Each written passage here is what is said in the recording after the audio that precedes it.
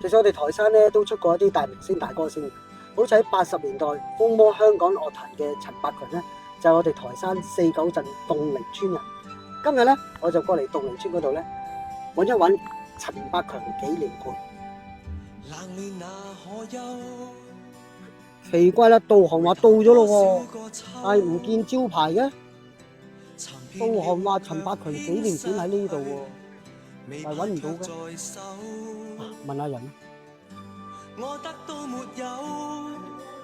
你好啊，我想問下咧，隔離有個聽聞呢度有個陳百強紀念館嘅，而家喺邊度啊？冇啦，哦收咗啦，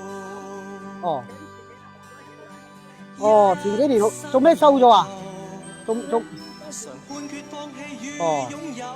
台山話我唔識聽添，真係，我台山人都唔識聽台山話。原來陳百強紀念館咧就喺呢個4舊公園嘅旁邊，但係而家冇開啦，真係有啲遺憾。可以咁講咧，陳百強嘅一生咧都係有啲遺憾。佢曾經咧係香港好紅嘅歌星兼明星啊！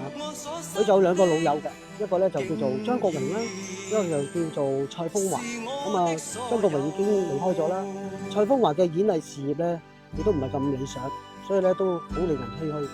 咁當年陳百強犀利到點咧？其實佢一早就紅咗，同埋屋企咧好有錢嘅，佢真係一個衣食無憂嘅。當年我做娛樂新聞眼咧，都曾經訪問過佢。你冇睇佢啲歌咧，好活潑啊，好開心。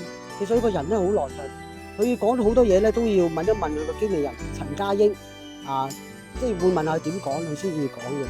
咁啊，所以我覺得佢啲性格咧其實未必咁適合娛樂圈。